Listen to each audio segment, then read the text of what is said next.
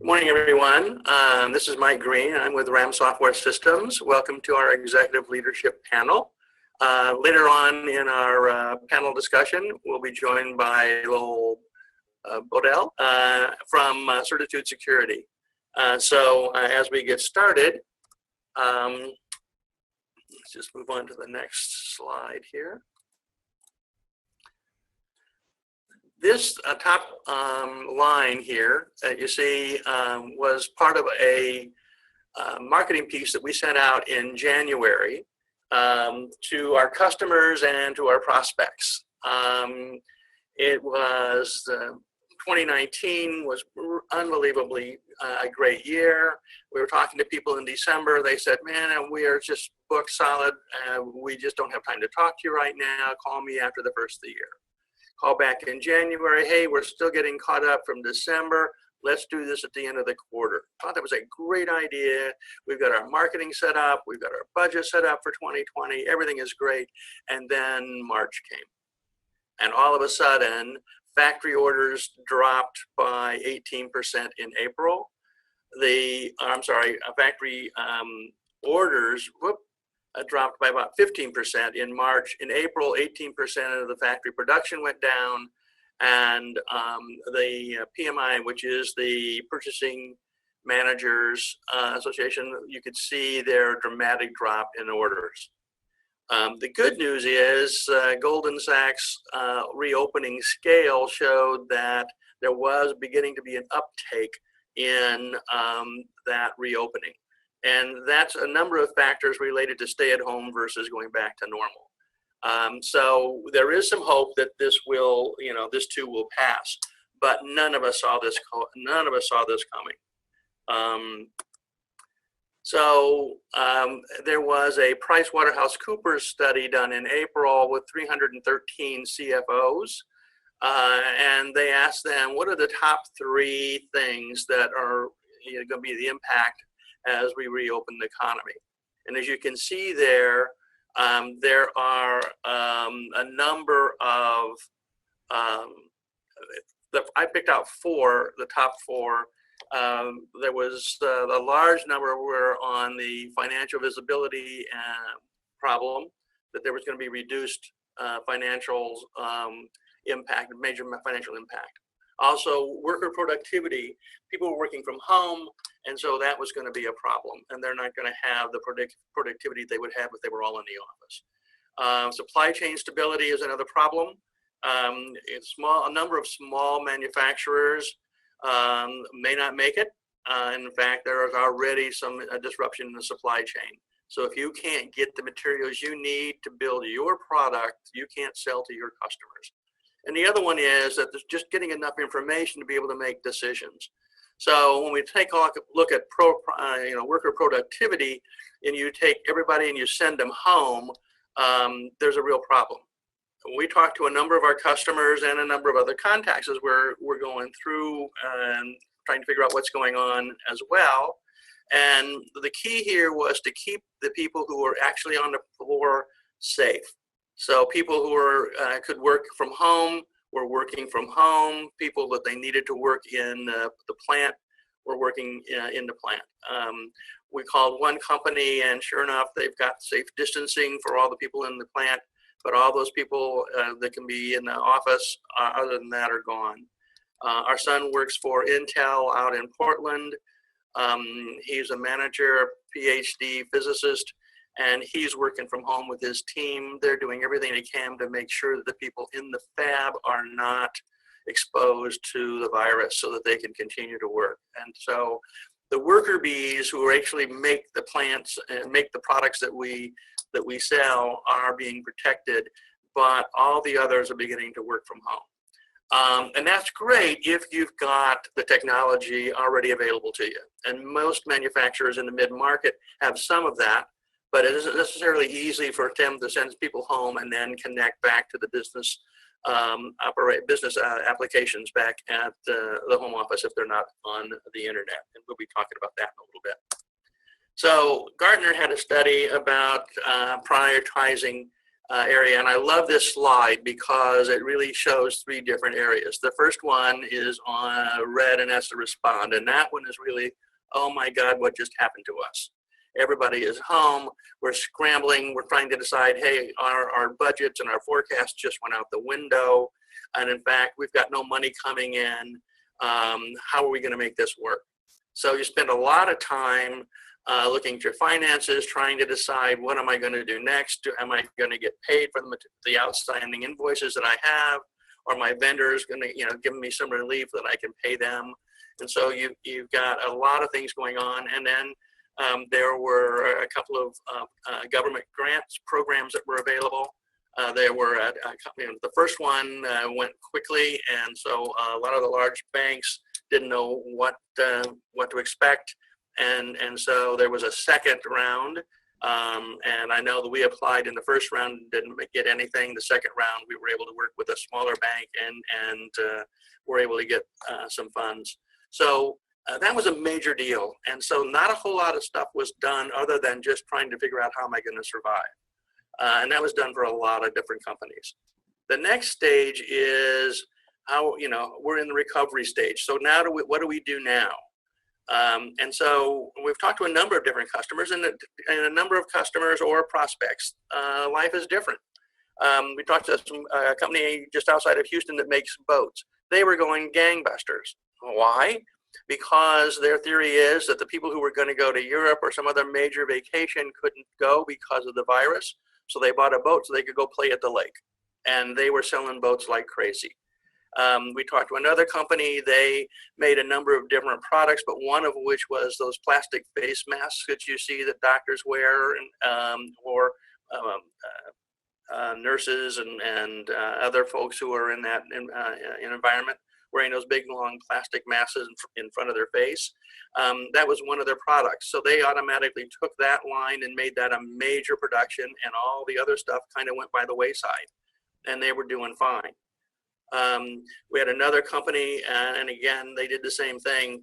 They pivoted to say, all right, what can we make? What can we do? What's important to make this work?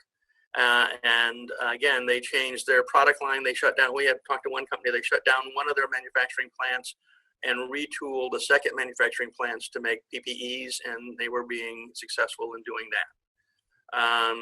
So then the long term is, okay, what's the new now look like?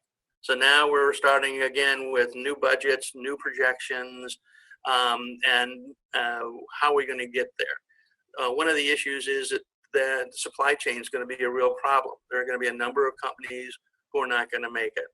And so you have to determine, do I have the supplies that I need? Am I going to be able to buy the materials that I need? So communications are going to be something that we'll be talking about here in a second.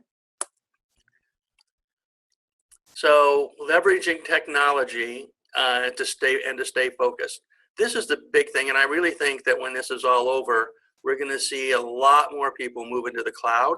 If you were in the cloud, this made a transition pretty easy. People just took their laptops, went home, they connected remotely, and they could get to all the business applications. If you were a small manufacturer and you were hosting your own business applications on your server in-house, if you didn't have a really high availability to connect inside, if you didn't have the multiple access to the database from a remote outside, then you had a problem. And I think you're going to see that's, I think we'll see a major escalation in terms of people moving to the cloud and having a hosted service. The other problem is that because we've got all these people working at home, the cybersecurity threat has increased tenfold, so that there is a real problem with security right now, because many of those plants, especially if you're in the mid-market or small company manufacturer, don't have the security that they really need on their servers for this kind of thing, because they weren't prepared for it and weren't thinking about it. So that's a big deal. And then the global, this was not just something that happened in the US, it happened all over the world. I remember during the Easter season that we would go to Mass in Canada one day, we'd go to the Stations of Cross in Rome, and everywhere we went, virtually, there was nobody there. So this wasn't just something that happened in the United States, it happened globally. So there's a major problem when we were getting supplies from China or from anywhere else other than the neighborhood store. And so again, some of those folks were our suppliers. If we didn't have a second or third vendor in mind that we could get materials from, we could be in trouble. So communications is something that's going to be really, really important. And so framework for moving forward, everything, all the CEOs and everyone that we've talked to and all the studies show that the primary focus is on health and safety and the workers.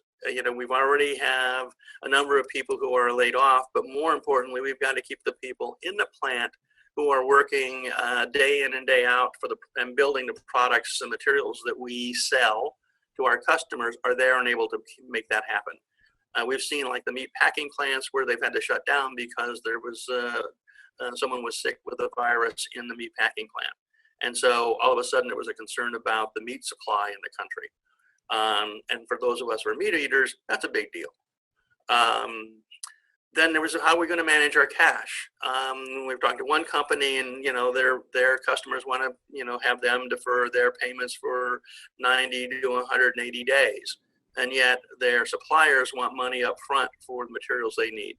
So there is that cash flow crunch. You have to find ways that we can provide alternatives for our customers. One of the things that we found is that there are firms that will finance services and defer 90 days or even 6 months and allow the customer to pay over, a 3 to 5 year period for them services that they're getting today. So that's an option. We're looking for options that will help people, allow us to help them. Communications is a big deal. You need to go back and talk to your suppliers to see if they're healthy. You need to make sure that you've got more than one supplier. And you also need to talk to your customers. How are they doing? Are they faring okay? Are they going to make it okay? We have a customer right now that we're working with, and they just lost a major order that really impacted their cash flow. And that was because the company they were working with had to put off buying their equipment at this point. So that's a big deal. We also have to provide newly remote employee equipment and to just figure out how to manage that. If you haven't been working, a number of larger companies have people working from home all the time, and that's not a big deal. But if this is the first time, you've got to be able to make sure that the folks at home have something that they can work with. You've got to be able to set up some team meetings.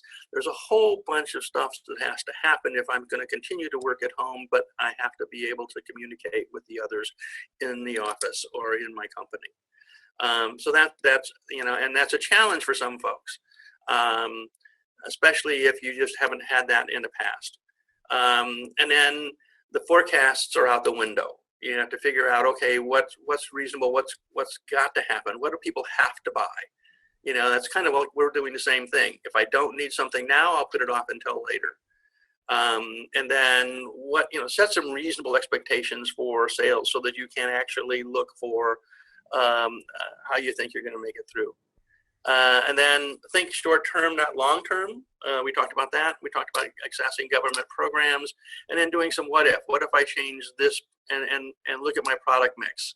The old 80-20 rule. If these are the things that are really making money for me and that's 20% of what I make makes 80% of my money, then that's what we're going to concentrate on.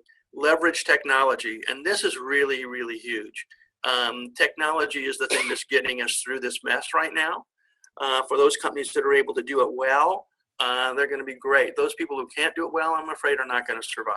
And so that's when I think you're going to see the technology is going to be a big, big issue as we move forward. And all of the, Gartner and all the others are recommending that you start leveraging technology as you move forward. So that's going to be a big deal.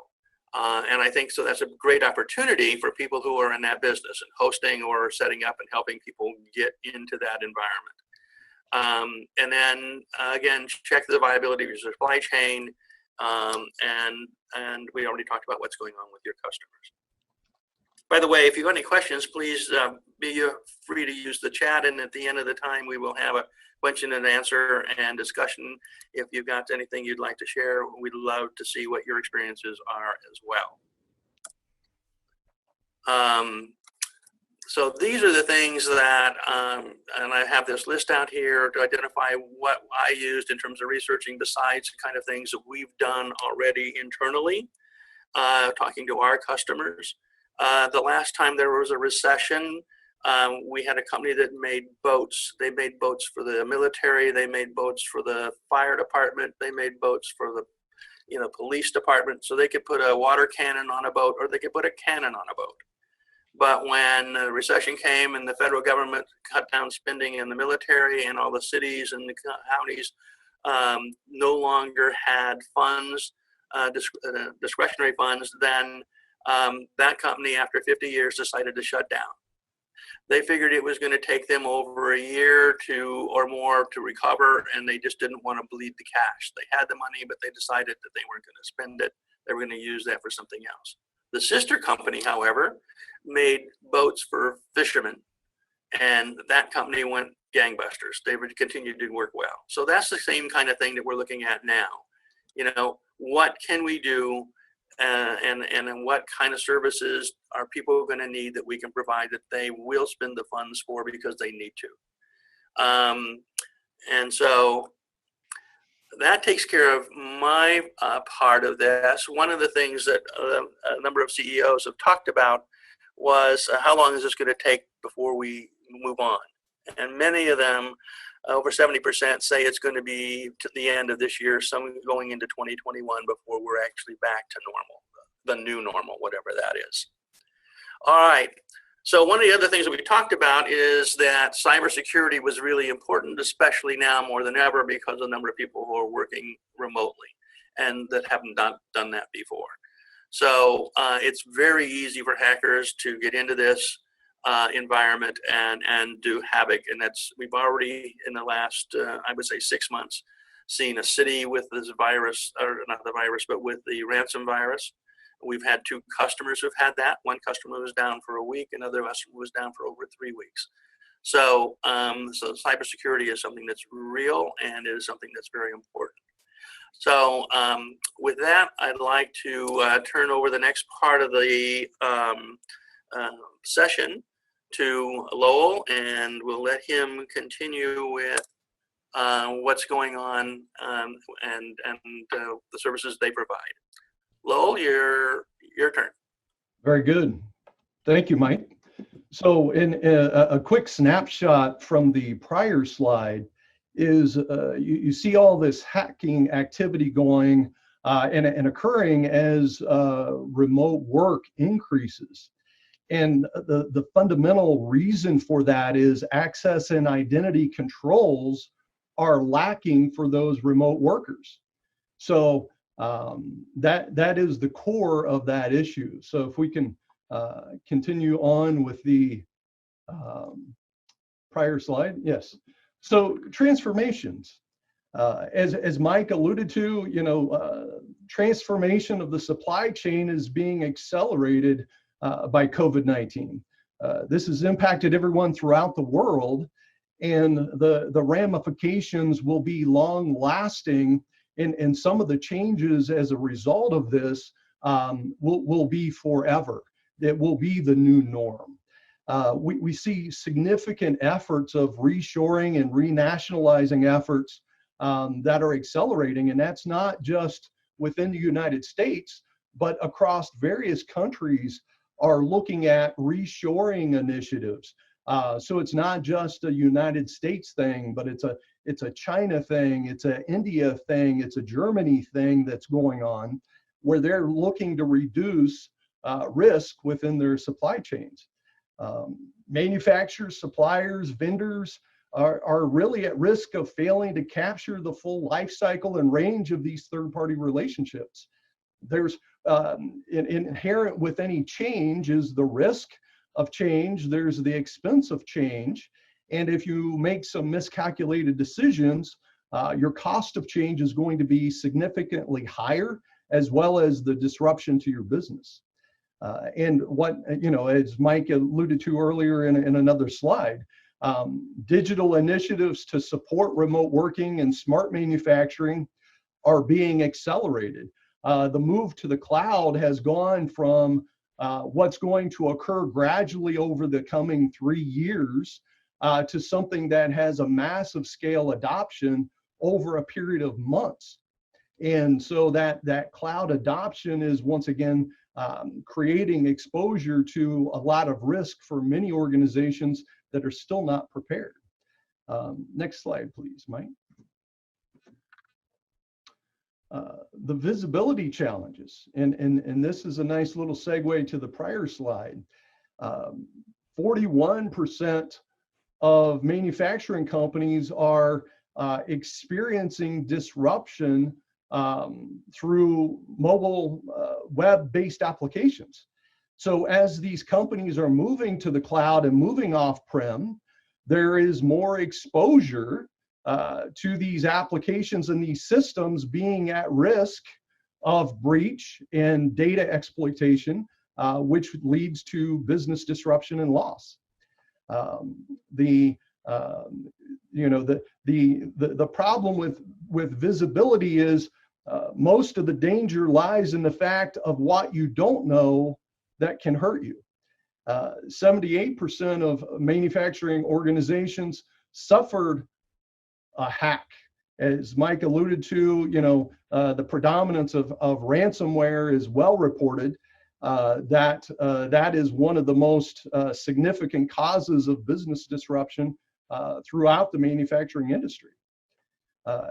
When you see that 73% of board members are concerned about reputational risk, that is one of those things that as these companies are looking to develop new relationships, the reputational component of this is taking on more weight.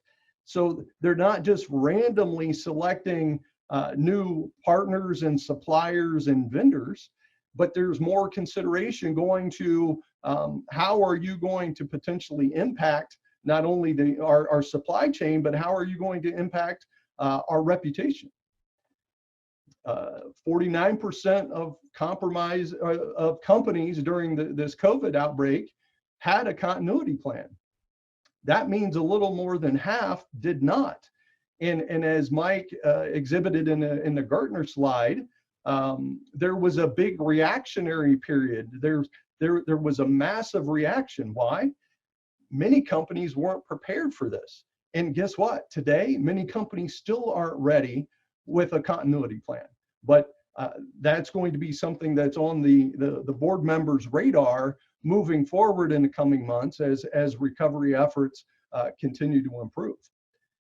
And 78% of manufacturers expect a lasting financial impact. And that's a nice little segue again into what Mike had alluded to in a prior slide. Next slide, please, Mike. So all of this is about reducing business disruption. And the question then is, how could we possibly help? One of the things that we do is to help organizations scan or pre-qualify vendors and their risk to the organization. Some companies use that as contract negotiations. Some people use that for conditional approvals that they have to meet certain criteria for approval or to stay on as an approved supplier. Some organizations use that for discounting. So once again, visibility and understanding not only new suppliers, but existing suppliers. Because as Mike alluded to, there's a lot of constraint in the market. There's a lot of challenges that these suppliers are experiencing. If you can go back, Mike. That pose risk to the supply chain, and that's something to be aware of. Protecting your most valuable assets. Where is that data and who has access to it? You know, that's one of the fundamental questions that every executive should have a grasp on, but many do not. Methods for assessing digital threats. What we commonly find when we're doing assessments is only 100% of the time do we find critical problems within organizations. Organizations that in the beginning believed that there were no issues still had critical issues that they weren't aware of. And so what that is doing is, in the last bullet point, strategic plans and tactics, is where is capital being allocated? Where could it be better allocated? And really, what is that exposure to your organization? And where do you actually have the most risk to probable disruption? And reallocating that capital to address those exposure areas is critically important. And so it's not just about making cost decisions based upon, you know, we think we're secure, so we're going to cut this security budget, or we think we're secure and we're not going to fund this security initiative. When executives are making decisions with limited information and inaccurate information commonly, then the desired outcomes are not achieved. And so the next slide there, Mike.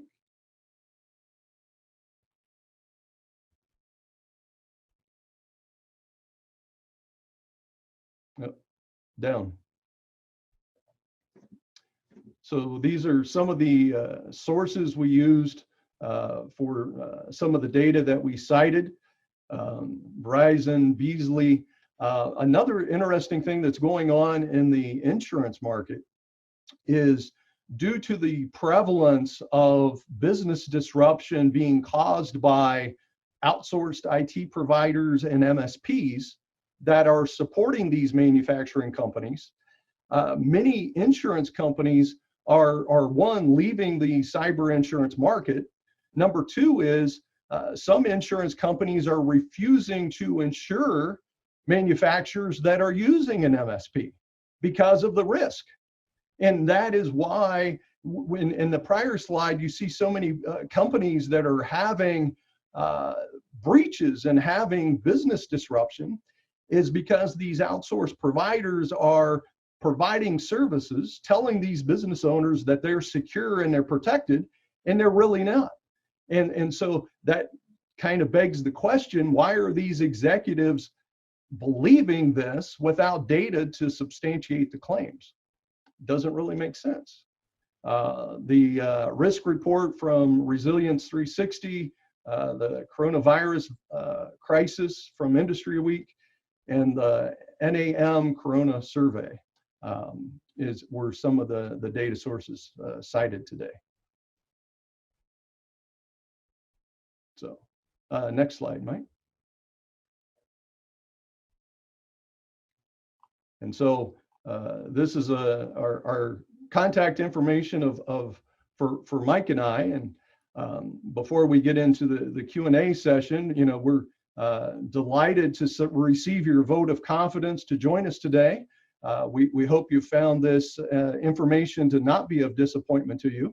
And we would like to segue into question and answer.